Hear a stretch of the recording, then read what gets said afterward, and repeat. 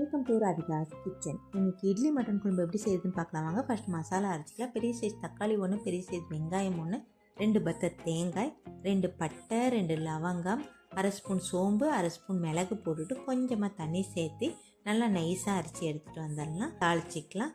ஒரு 25 ml எண்ணெய் ஊற்றிட்டு எண்ணெய் சூடானுமே கேஸை மீடியம் ஃப்ளேமில் வச்சுட்டு 4 லவங்கம், 1 பட்டை, அரை கேஜி மட்டன் போட்டுட்டு அரை ஸ்பூன் மஞ்சத்தூள், உப்பு தேவையான அளவு போட்டு ஒரு 5 நிமிஷம் கேஸை மீடியம் ஃப்ளேம்லேயே அப்படியே விட்டுணும். தண்ணி பிரிஞ்சு வரும். ஒரு ஸ்பூன் இஞ்சி பூண்டு விழுது, ஒரு ஸ்பூன் மிளகாய்த்தூள் போட்டு நல்லா கலந்துட்டு நம்ம அரைச்சி வச்சுருக்க மசாலா சேர்த்துக்கலாம். சேர்த்துட்டு ஒரு 200 ml தண்ணி ஊற்றிட்டு உப்பு காரெல்லாம் கரெக்டாக இருக்கான்னு செக் பண்ணிவிட்டு வெயிட் போட்டு 7 விசில் அப்படி இல்லைன்னா ஒரு 12 நிமிஷம் விட்டு கேஸ் ஆஃப் பண்ணிடணும்.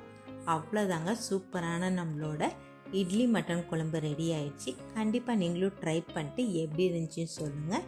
நன்றி, வணக்கம்.